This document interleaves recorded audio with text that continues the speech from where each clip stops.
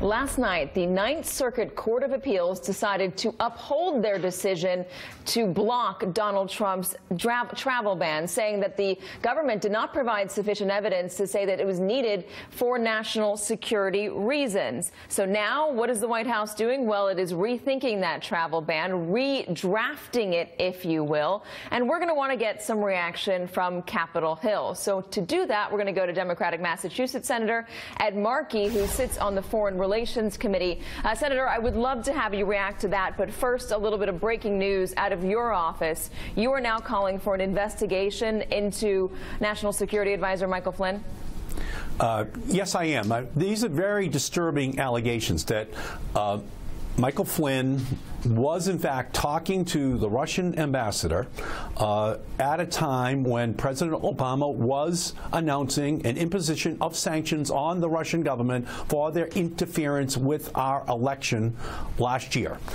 If Mr. Flynn was doing that and then denied it to Vice President-elect Pence and denied it to the American people, then those raise very serious questions about whether or not he was acting improperly, potentially illegally, in dealing with a foreign government at a time in which the sitting president was to send a very strong message to Vladimir Putin and the Russians that what they did in our election goes right to the core of our democratic identity as a nation.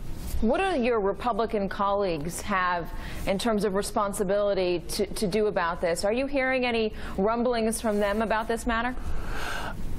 About this specific Flynn matter at this moment, not yet. It's still new. But on the fundamental question of the Russians interfering with our elections, there is a uniform concern by members of Congress that that is something that just cannot be brushed aside, that we have to get right to the core of this issue. And anything that Flynn did to give assurances to Putin through the Russian ambassador that there would be relief given from the Obama sanctions immediately after the Trump administration was sworn in would go right to the core of whether or not Mr. Flynn is in fact qualified to be an advisor to a president of the United States on the most serious national security issues which our nation is confronted with. Senator, on the travel ban, the White House is looking at redrafting it, according to NBC News reporting.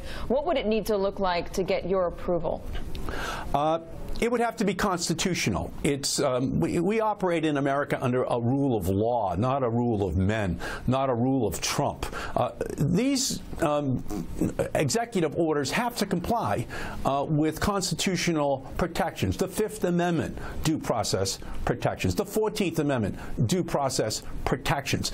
These are not things that just can be casually dismissed by any president. That's why these constraints are placed upon the books, so that we have a system of checks and balances. So they should just tear up this existing executive order. It is not going to ultimately be something that they can implement. They should go back to the drawing table, make sure that it's not just a ban on Muslims. That goes right to the core of whether or not we are going to allow for the establishment of religious tests within our nation, and try to craft something that is consistent with our national security interests, but simultaneously reflects our highest constitutional goals to give equal protection and due process to people who come under the laws of our nation.